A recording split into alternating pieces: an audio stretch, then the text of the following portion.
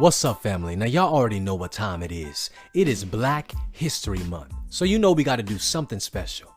So this month, we're going to be releasing episodes Mondays and Fridays, showcasing Black unity, Black excellence, and Black acceptance. I bring on so many Black kings and queens that are shedding their light in this world in an amazing way. So I cannot wait for y'all to hear everything we talk about. Tune in right now to Talks to Darius Deon, Black History Month edition.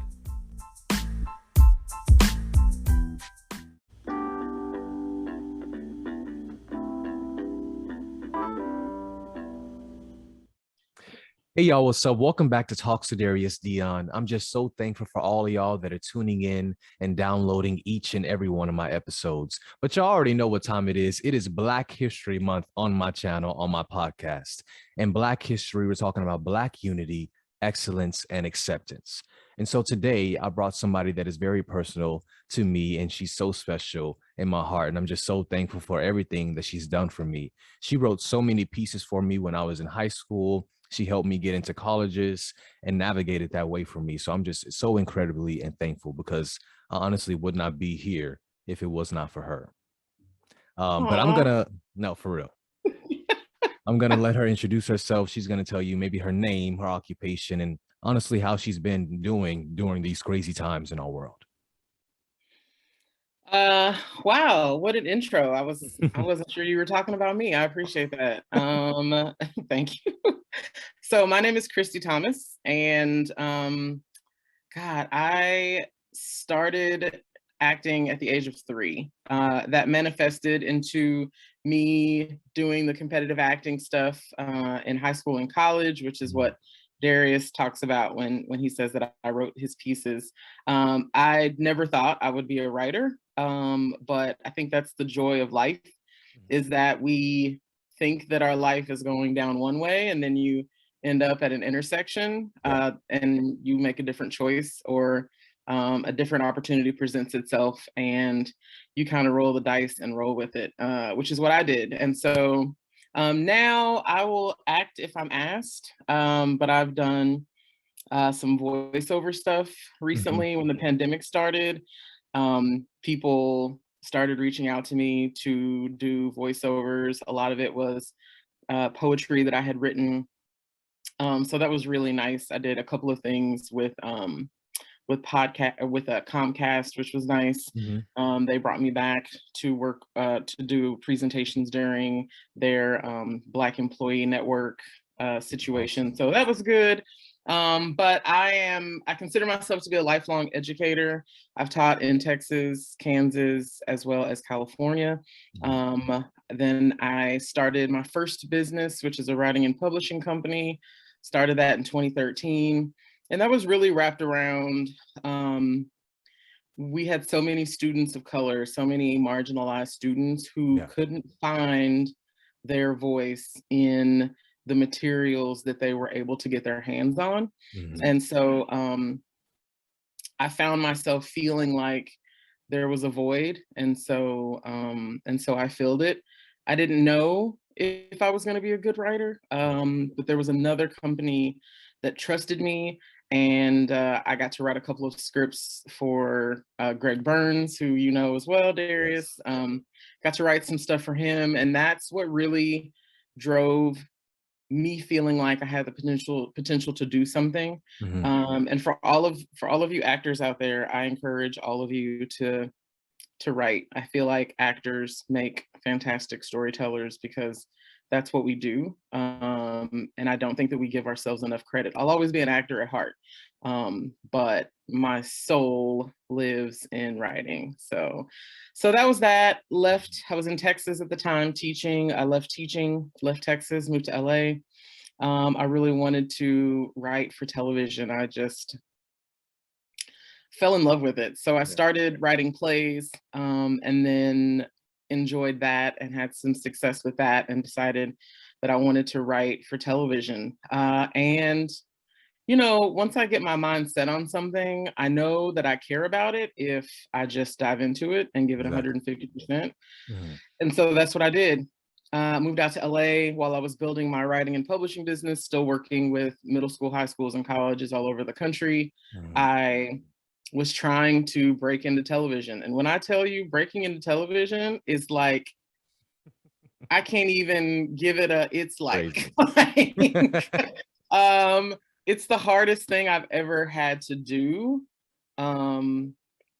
But we can talk about that later, definitely. But you asked how I've been doing. Yes. You know, I'm good. I feel like I'm as good as anyone can be. The pandemic, business-wise, didn't change too much of what I did because a lot of what I do was online anyway. But what it did allow me to do is I went to Cornell University and got a diversity, equity, and inclusion certificate. And I told myself, I will not get any more college degrees and not put them to use.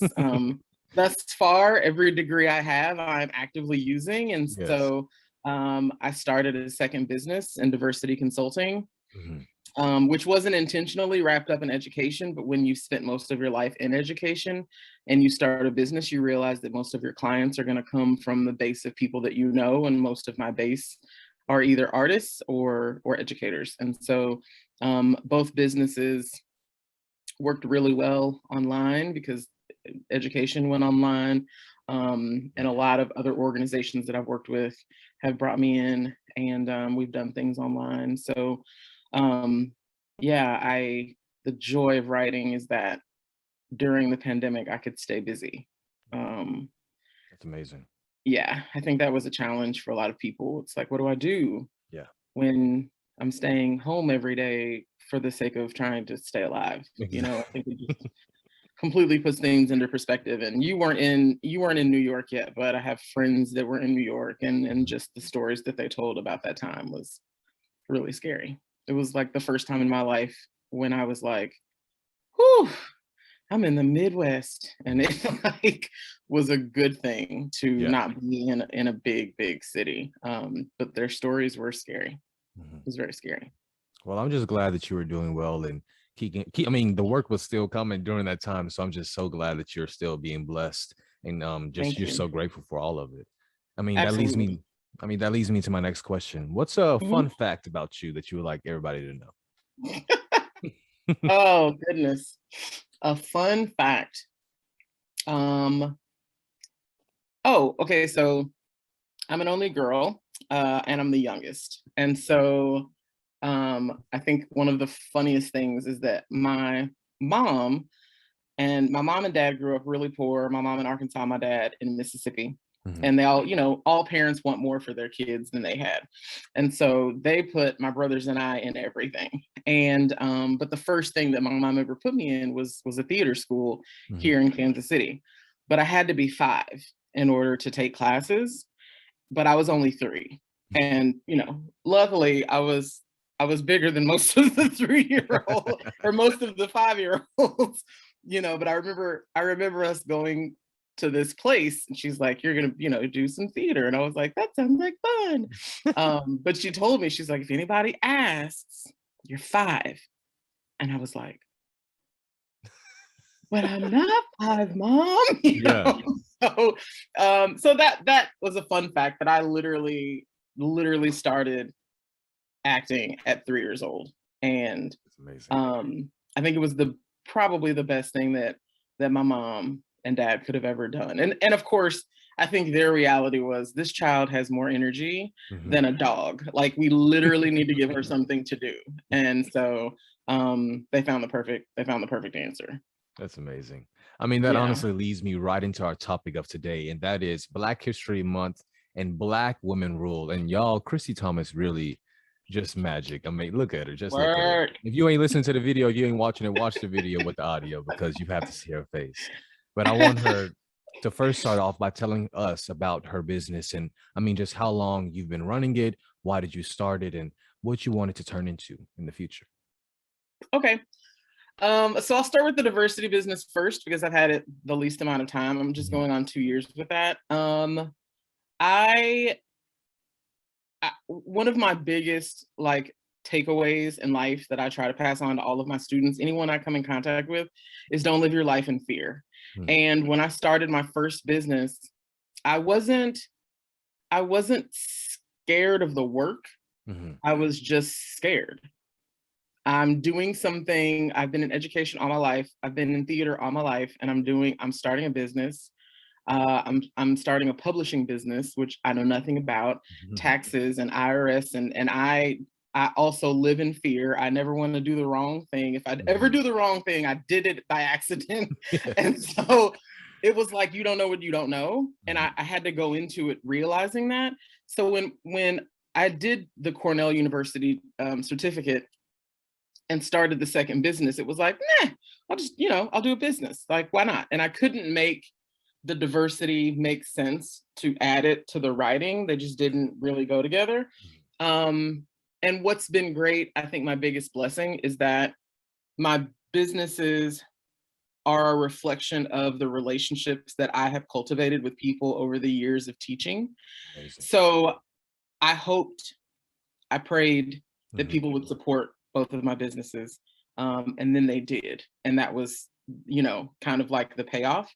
So the diversity business, in a perfect world, of course, I love working in education. I've done a lot of stuff in the area of non-for-profit, like theaters. I've done, of course, organizations. I did something in Washington State. I've done stuff in California, some human resource departments, and I think it's one of those things where I'm good at the diversity stuff. Yes, because I'm the safe person. Like I'm the safe, whether I'm the safe Black person, I'm the safe queer person, whatever it is about me that makes people feel like not only can they come and talk to me, but they can come and talk to me and know I'm not going to judge them. I'm not going to be mad at them. I'm not going to be angry because they feel this way. Exactly. And what 2019, 2020 has really, it hasn't taught us. You're young, so you may or may not get this, but it hasn't taught us, but it just, I would say back to 2016 when things changed, and I'll leave it at that. It just reminded us that so many students that I taught didn't truly believe that racism still existed in America. Yes. And that blew my mind. But I say that coming from a place of, we were the first Black family on our block. I went to a school that was probably 85% white. And I didn't even realize it.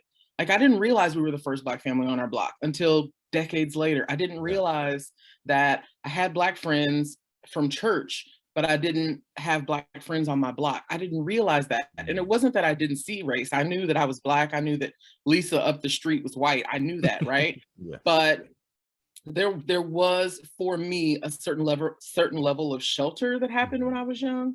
But now that I'm older and I talk to my brother's experience as Black men was completely different. Okay, but back to the businesses. So for the diversity business, I just want to build. Like, I love working in schools. I love adding new clients. I also love going back to places that I've worked at before.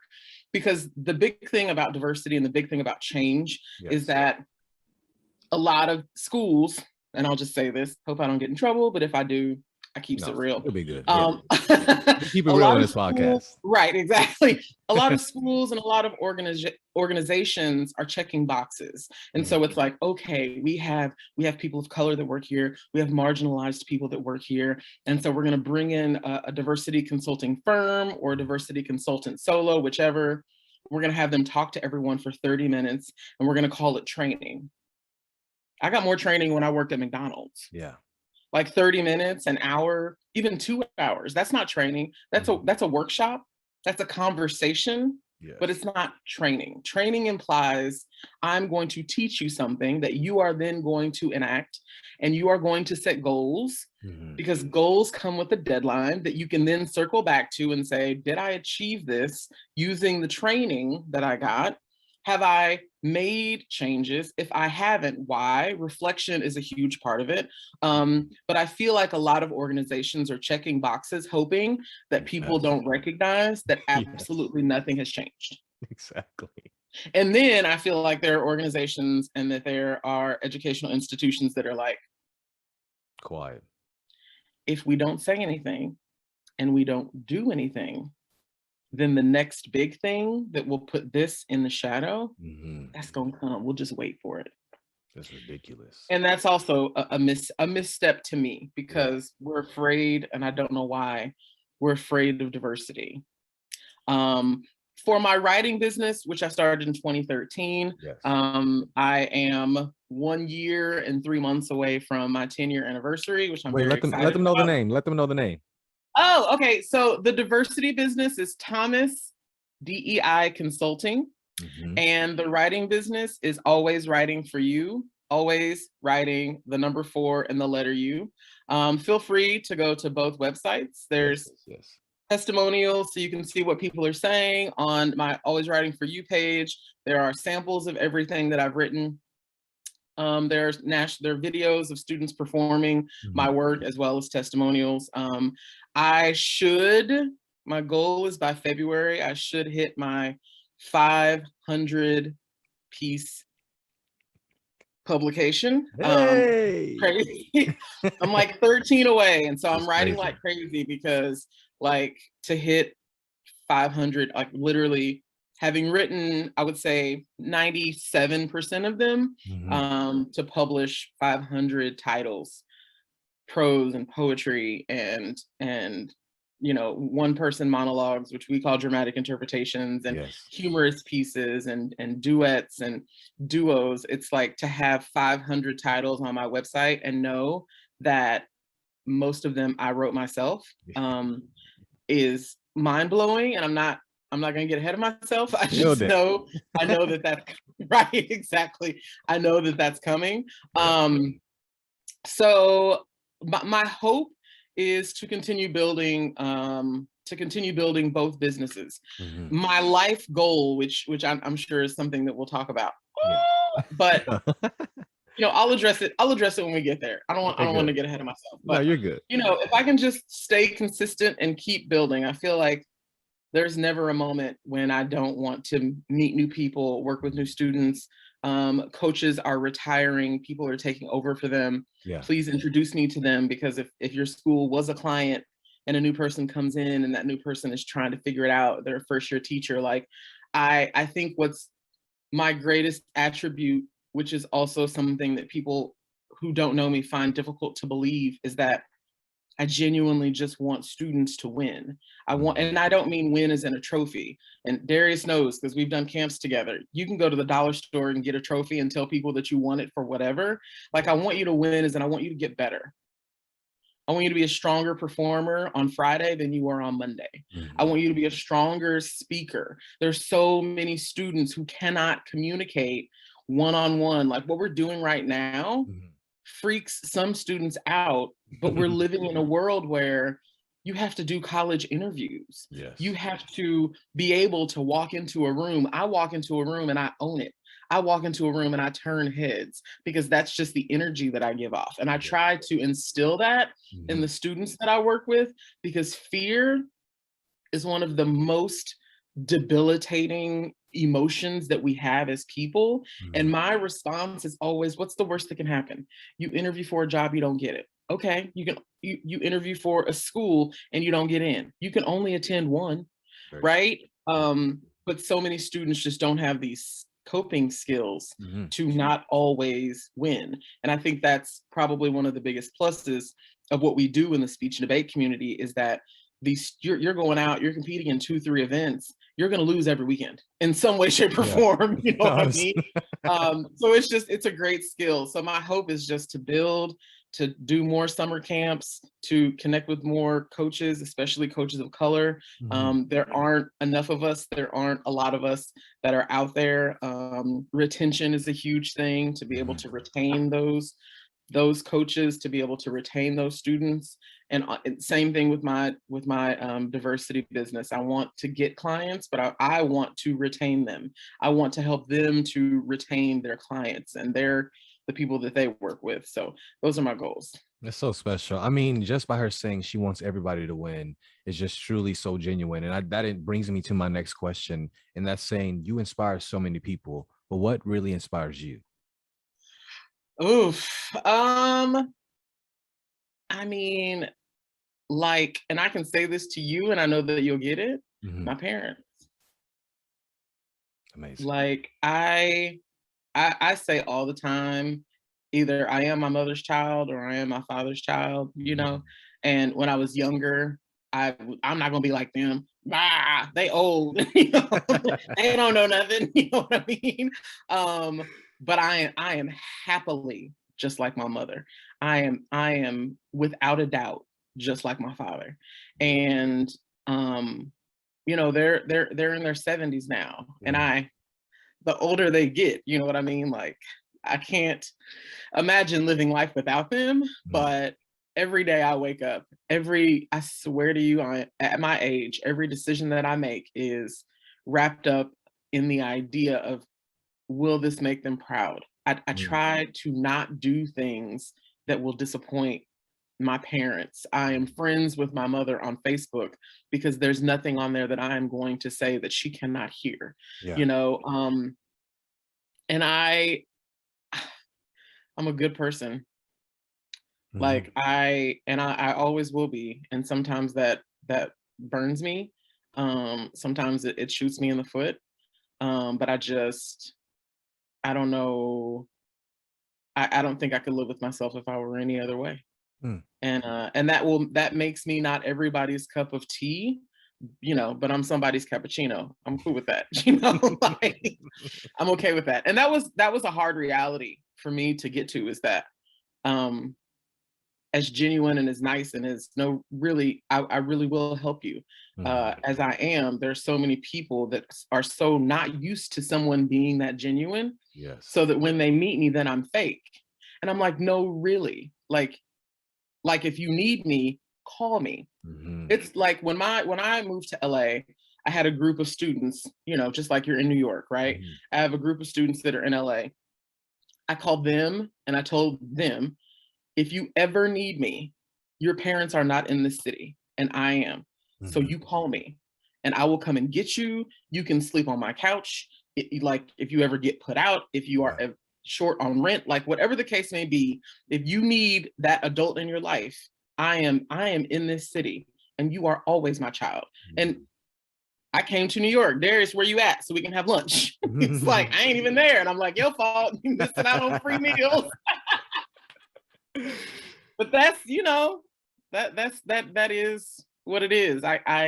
I'm way too happy living my life, not being a gazillionaire, but being a good person.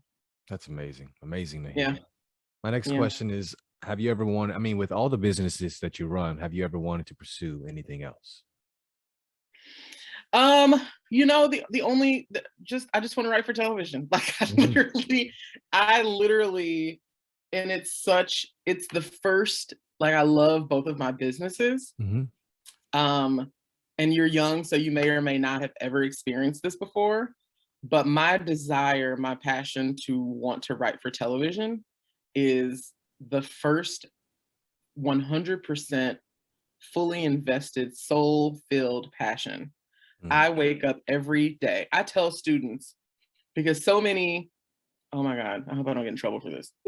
So many parents want their kids to go to school to do jobs that will make them rich. Yes. And being rich, it may or may not make you happy. Mhm. If what you want to do is be a veterinarian, but your parents want you to be a surgeon because surgeons make more money, at some point in time, that child is going to wake up and say, I cannot live my parents' life anymore. Mhm. Right?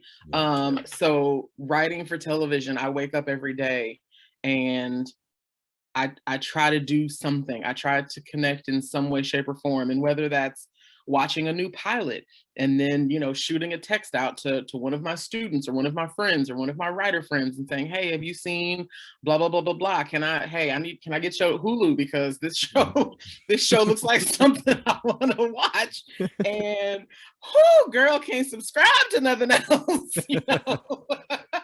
Too many streaming services. Right, exactly. But it's like and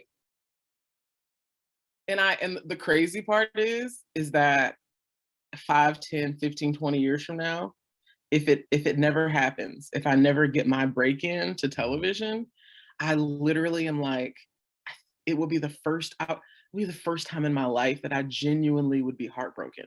Like everything I've wanted to do in life, I did. I got my undergraduate degree. I wanted to get into an MFA program. I got in my first year auditioning. I got in full ride, graduated with my MFA with no debt. Jesus!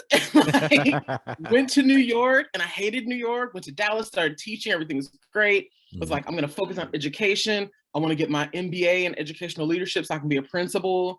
Applied, got in, knocked that out in 2 years, decided I wanted to be a principal. And so I was like, principal, right? Yes. And then that thing happened where I realized that these students of color and these marginalized students aren't able to find these pieces. And then the business was like, okay, I can always be a principal, but let me do this right now. So I left that alone, started the writing business, and I've had national finalists every single year, state champions every single year. That is phenomenal.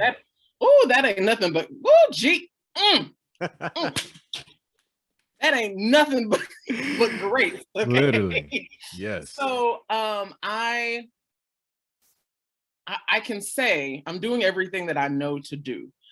Like television and theater and production and writing and directing, like all of that stuff. It's the only profession that I can think of where there's like Netflix isn't posting a job for a writer's assistant on Indeed. You have to know somebody, right? Yes. And so I literally spent the pandemic. I got lucky. There was this organization that was like, if fill out this application, submit a script, and we'll get you we'll send you this list. We'll get you in contact. The group is called Hollywood Here. Follow them on Instagram. They are fantastic for writers of color, actors of color. Like they are really doing the work. And and I try to find the upside to everything. One of the upsides of the pandemic, if I didn't have these 2 years, if they hadn't happened, I would not be in contact with 30 writers who are actively on shows right now that I did not know 2 years ago. But because of Hollywood Here and this thing that they did, I met with one person, and that person was like, you have the pilots, you have the spec scripts, you have the right mindset, you have life experience, like you're not an asshole. So people will want, people will want you to be in their space for this amount of time. But what you don't have is you don't know any writers. Yeah. And you don't know what you don't know. So that was my light bulb moment. And she's like, reach out to people. They don't have to be writers. They know a writer. And I just kind of threw my hat out there, had all of these just virtual coffees because no one was working, you know what I mean? And everyone said yes. And that was the thing, is that I don't ever want to get to a point in my career where Darius can't text me and I not say yes. I don't want to be that famous. I don't want to be that person. Like, I think the joy of having lived some life is that I know what it feels like to be where I am, to be 8 years into trying to break into writing for television. I know what that feels like. Because it only takes one person. It takes one person saying, hey, Darius is the dopest dude you will ever work with. Just give him a chance, even if it's as an understudy. Give him a chance. The rest is on Darius, right? Because my reality is same reality that I had with teaching. Once I become a teacher, I'll always be a teacher unless someone kicks me out the club. You know what I mean? But I'm so, and it's not even a brag. Like, I genuinely put everything into everything that I do, that it's like, all I need is like, I'm standing on the other side of the door and I'm like, oh, y'all gonna act like y'all don't hear me knocking? That's what we doing in these streets. You know what I mean? But I feel like once it happens, yes, you know, like mm-hmm. I will call you, I will text you and be like, I got that call. Mm-hmm. I got that call. And then one more thing. One of my mentors that I met in the midst of my virtual coffee said that what she did was a year of yes. So I'm coming to an end of my year of yes. And basically, if I could schedule it and financially have the time to do it, anything anyone brought to me, I said yes in 2021. Mm. And I did so much work. Not everything paid me, not everything paid me well. Mm-hmm. Not everything worked in my mind. There were so many things where I was like, this isn't something that I want to do, but can I fit it? Okay, I can fit it, so I'm going to do it. And sometimes it's about like doing something that's not your thing for the sake of the people that you'll meet while you do it. Yeah. And a lot of young actors, young directors, like people who just haven't been in the business, are in this like, I'm not doing it if I don't get paid. Yeah. And as someone who's been doing this for a really long time, I did things for free this year that on the backside then connected me with someone who paid me. Does that make sense? Like yes. the first, I did one short that I wrote, produced, and all that in LA. Mm-hmm. I met this fantastic director on the tennis court. We became friends. And I was like, I want to do this competition. Will you be the director? And she was like, yes. And she's like, and I said, well, I don't know any tech people. Mm-hmm. That's always been my weakness. And she was like, I got it. When I tell you, you would have thought that Steven Spielberg was in the building writing checks, because she had a team of people that came and worked for free. And she said, they're working for free on this one because they know that I'll pay them for the next one. And that mentality, like I share that with you to say, you may do some free work and out of it, you get a copy of the recording. And you can then use that recording to cut and paste into your reel. And then it's that part of the reel that the agent looked at and then you realize when you trace it back, oh, I got that from that piece of free work that I didn't want to do. Yes. You know what I mean? But sometimes that's how the blessings come. As artists, we want the blessings to come in money. Mm-hmm. And that's not what it is sometimes. And then literally the last thing is sometimes just be genuine, because everybody in LA is in the business, and everybody in New York is in the business. So it's like, oh, hey, Darius. Oh, yeah. What do you do? And you're like, oh, well, I'm an actor. Yeah. And so that's, oh, you're an actor. I'm an actor too. So, I don't really have a need for you in my life. And it's like, but can I just be a good person in your life? Like, Yes. But yeah. So good. The advice is just so good. So good. So my next question is just, as a Black woman in today's world, like, how are you feeling? Do you think things will get better? How do you think, stuff will change? I mean, we're just sitting here talking about the same things years and years and years, but just how do you think, how are you doing truly? I'm doing okay. Like, I think I have a different perspective because of life experience. Are we going to get better? Like, in my mind, the positive side of me says that the answer is yes. Right? Mm-hmm. The historical side of me says I always use the visual of a treadmill. Yeah. The reason I hate being on a treadmill is because I'm not going anywhere. Mm-hmm. When I get off, I'm in the same place I was in when I got on. And that's when you say history continues to repeat itself, that's the same idea of the treadmill. So it's like, I think the biggest problem is we can't multitask. Mm-hmm. Like, I got up this morning at 6 a.m. I went and got coffee with my mom. I came back. I made chili for the family because the Chiefs are playing tonight. Oh, the Kingdom. Chiefs are playing tonight. I came up here. I had a meeting earlier. I had to get some stuff ready for UIL Pros Poetry. You know about that. Like I am like a spider with hands, like an octopus, just hands going everywhere, right? Yes.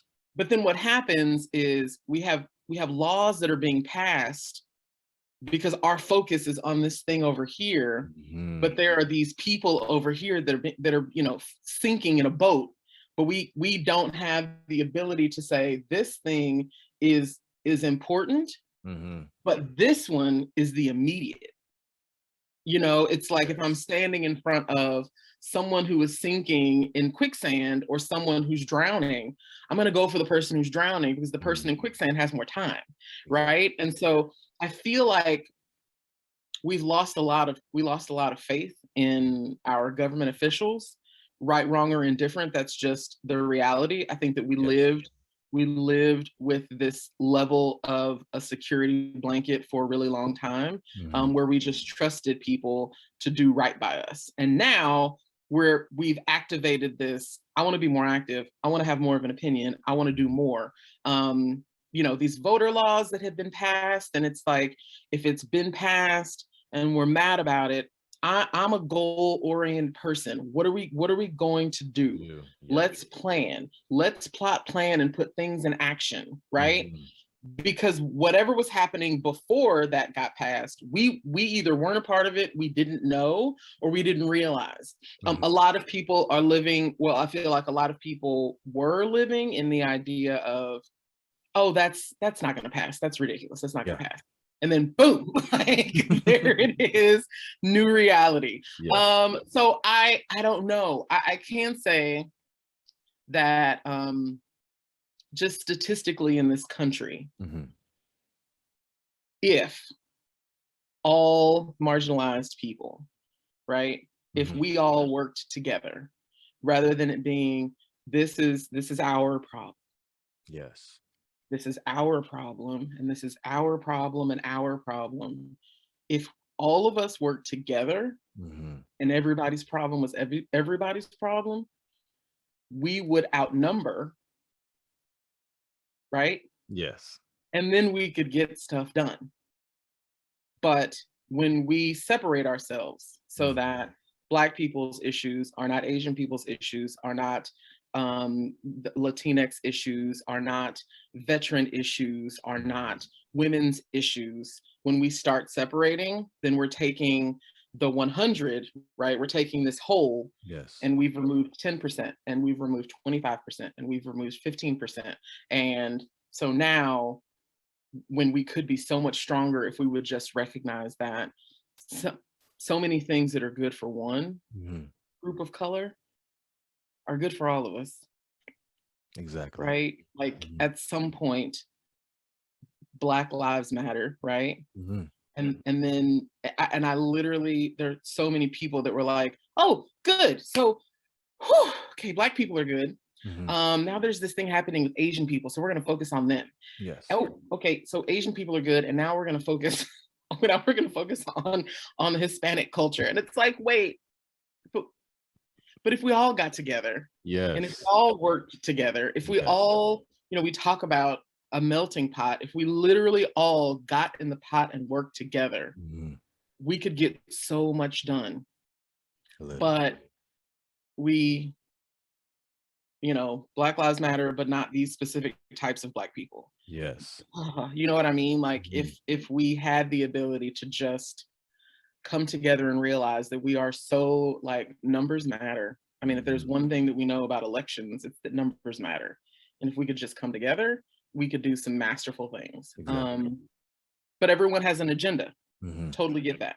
I just wish there were someone who has much more power than I do to recognize that if all of our agendas were the same, then the things that help me could help another group of marginalized people, and everyone starts to realize that by working together, we are making ourselves stronger. Exactly. But, I mean, I don't know that will happen. Yeah, exactly. But with it being Black History Month, what would be something that you would say to little young Black boys and girls out there who might be listening to this? representation matters, even if you don't see it.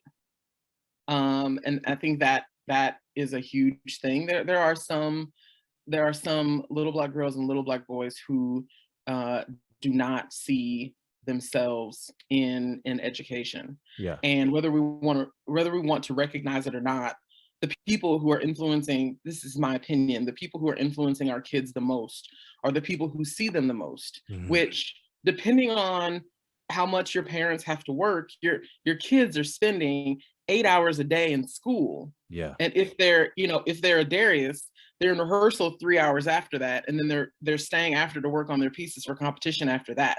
So it's like when you look at a 24-hour day and you remove how long you sleep, during the school year, students are spending a majority of their time with teachers.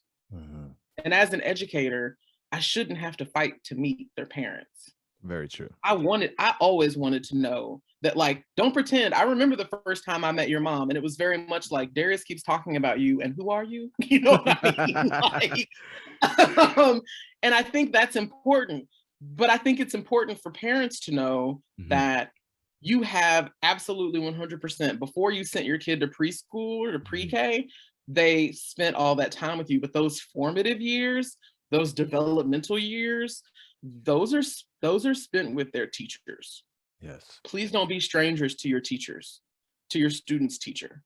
Nothing makes me happier than a parent calling to introduce themselves to me, emailing me, asking me if we can meet because their child has some, they have special requirements for their child that may not be on a form. It may be, hey, this is their personality and I just want to prep you. You know what I mean? So, like, for the little Black boys and girls, I think this is an interesting time to grow up. And I say interesting because I don't think that it's negative or positive. I think that teachers and parents are more responsible, or should see that they are more responsible for formulating a lot of the ways that their students are translating the things that are happening. I encourage parents to not be afraid to talk to their kids. There are a lot of ideas that it's the teacher's responsibility to talk to them about what's going on in the world. And I will say this, there are some states that do not want us to talk to your children about what's going on in the world. Like, if you want your child to know, if you want them to understand, especially, like, above all of that, I feel the way I feel about a lot of things because my parents made it a point to have a conversation with me about it. Yes. And I think that that's important. As a teacher, I have no problem having conversations with students about things, but I am a theater teacher. I am a speech teacher, and there are a lot of teachers who are teaching those core classes, those state tested classes, where they are on a strict schedule in preparation for their state tests. So they may not have the time to have the type of conversation that I can have with students to create the type of relationships. And I think any teacher who's worth their weight in gold makes it a point to create relationships with students naturally. It's not effortful for me to create relationships with students. I think that's what we're supposed to do. But students, little Black boys and little Black girls need to know that they are special, that they are beautiful, that they are as important as all of their, all of the people in their classrooms, all the people that they see, they're just as important as them. And they may have different struggles. They may have different understandings. They may have different outlooks. Like, kids are different. As someone who I taught a musical theater class that had 40 different personalities in it. And I loved and appreciated each and every one of them. And that doesn't mean that we always got along, but it meant that I always put forth the effort to understand that we are all different. And being different is okay. Being different is quite fantastic sometimes. Like, my niece just had twins. They're almost 6 months old. And at 6 months, these two little girls already have two very different personalities. One of them is like, yes, life is great. And the other one's like, girl, you are so loud. You know what I mean? And that's at 6 months. You know what I mean? So it's like, I feel like the past couple of years have brought out that there is still, you know, we always watch David Muir at the end of on the news. Mm-hmm. He ends every 30-minute segment with this like joy story, and it's like I literally would watch the news just for that, because so often the news is so, I mean, we have these tornadoes, and I understand, like, Yes. you have to tell us the news, you have to tell us what's going on, you know what I mean? But I wish that we would always see the positive or Mm-hmm. find the positive.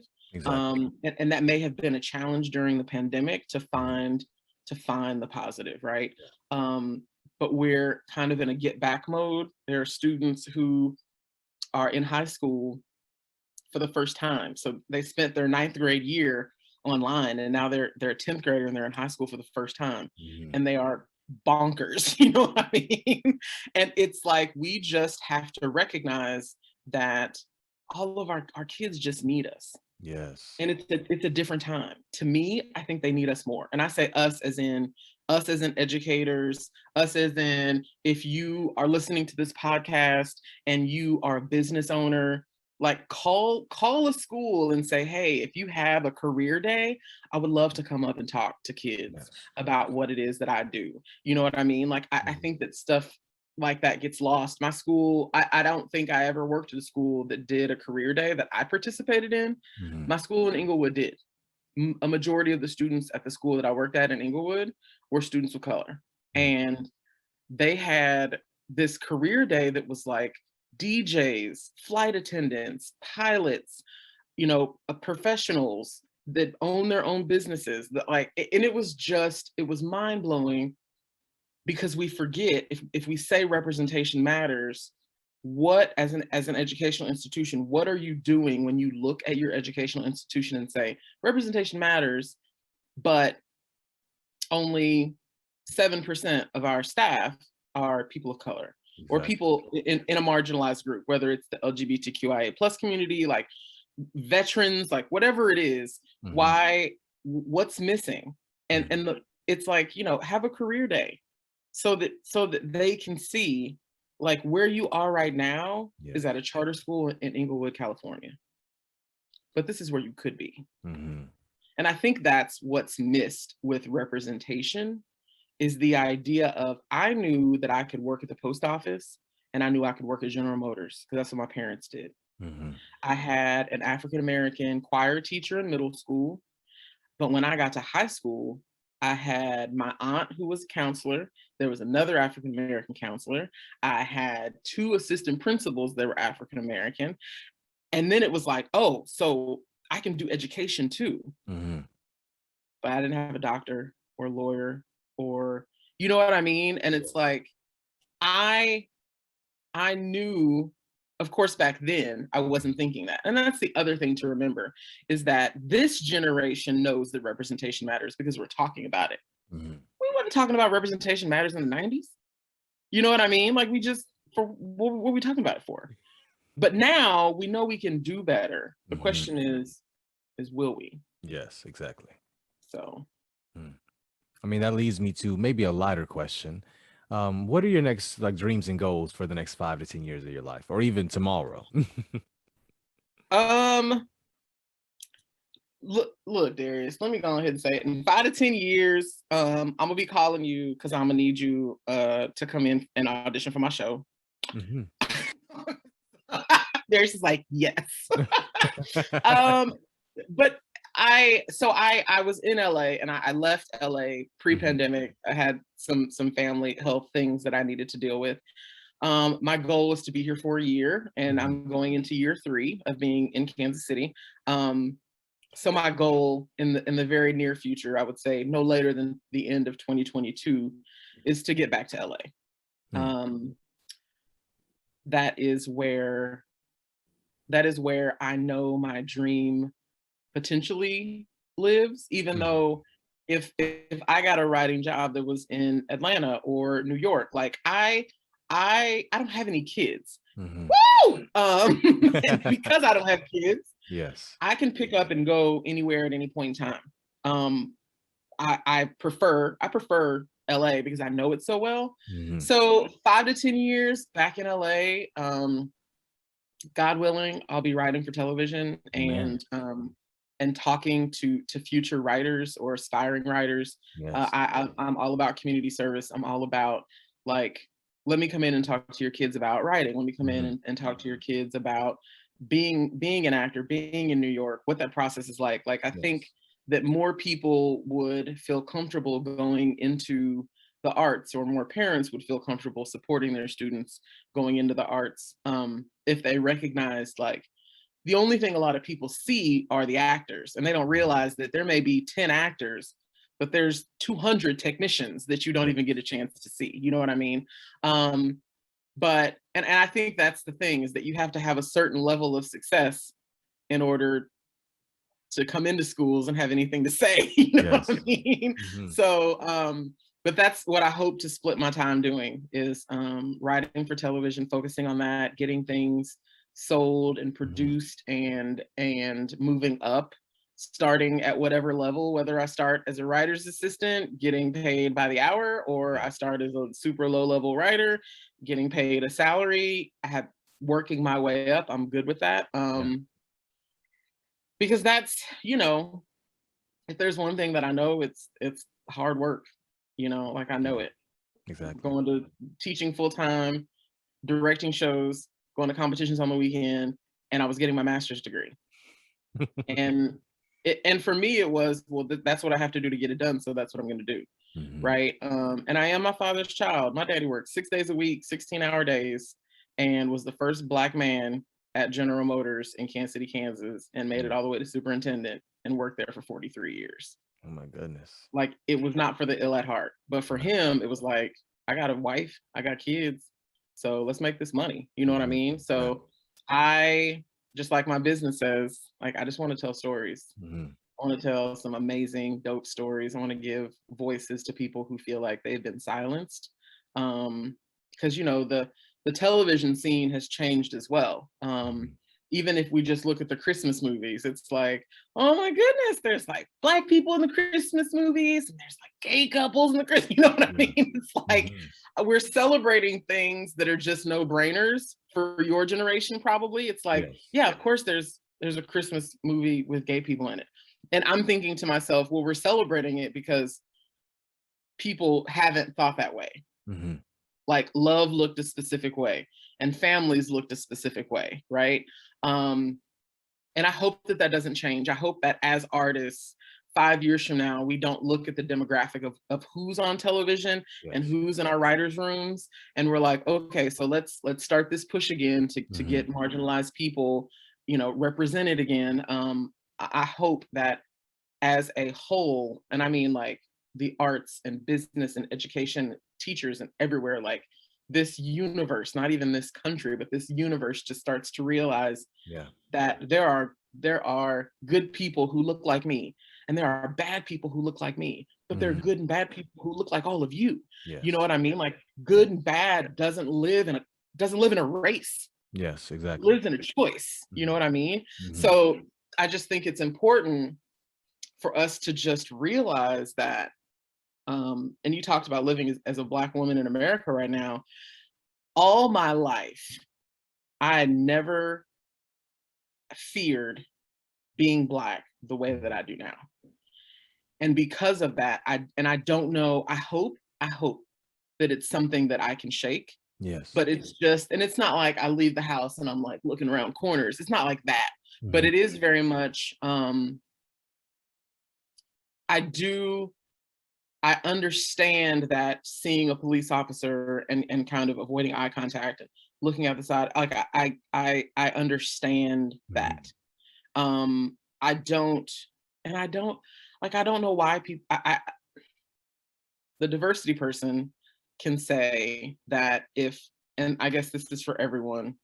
A lot of people often ask me why I believe people fear people of color, or certain people of color.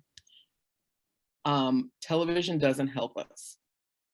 And if I'm in rural America and the only place that I see people of color is on the news, Mhm. it's probably not in a very positive light. Yeah. So that's my experience. Or it may be something that I see on a movie, and that may not be the best experience either. Mhm. And so we talk about unconscious bias. So then I leave rural America and I go to a big city and I see all of these people that look like the people I saw on the news, that look like the people I saw in that movie. Yeah. And unconsciously, that's all that I know. Mm-hmm. And the hope is that people will realize that everyone deserves, like, you don't look at me and say, she probably has 2 bachelor's degrees, 2 master's degrees, and a certificate from Cornell University. Mm-hmm. But I also shouldn't have to present that to you in order for you to respect me either. Exactly. You know what I mean? Yeah. So, yeah. So much good wisdom and advice on this podcast. But for my last I question. was thinking the same thing, Darius. For my last question, before we do close out, I just want to ask, Yeah. like, what genuinely makes you happy? My family. We are, when I was younger, they called us the Cosbys before, all that stuff. But it was because we were a 2-parent household. Everyone thought we were perfect. And the reality is that we're a family with the same drama and same situations and same fights and arguments that everybody else has, right? But what makes my family so dope is that my brother and I could get into a huge fight on Monday, and on Tuesday I'm like, hey, my car broke down, and he's like, where you at?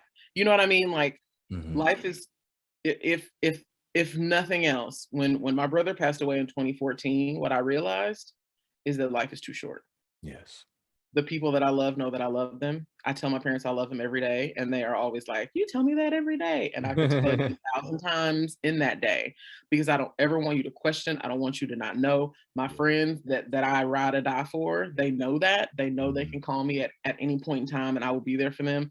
My students know that my word is bond when I tell them, if you need me, I got you. I don't care how old you are. If you need me, I got you. And so it's like, I love us because we don't see eye to eye on everything, but we respect each other.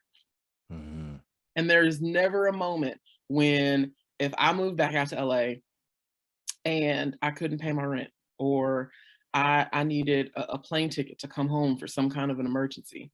It isn't even a matter of how am I going to do it. It's a matter of, in the midst of all of the options of people I can call, who am I going to call first? Because I guarantee you, whoever I call first is going to take care of it for me. Yeah. And that's something that I have been so blessed in my life to be able to say, I have my 2 parents, and then I had a second mom, and she passed away like a month ago, right? And then I have aunts and uncles, and my best friend's parents. I call them mama such and such and daddy such and such. And that's how it's always been. I have friends that I've literally been friends with since high school. Some of, and you're getting older, but my best friend relationships most of them were created in high school. But I have 2 best friends from grad school, Nina and Javier. We talk all the time. We joke all the time. We support each other all the time, ride or die.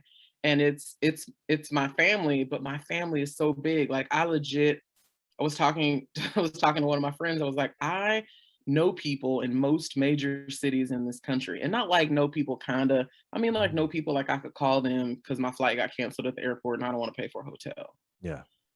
But that's what being a good person is about. I feel like the fruits of my labor, if 10 years from now I'm not a writer, 10 years from now I'll be able to tell you that I'm still a good person.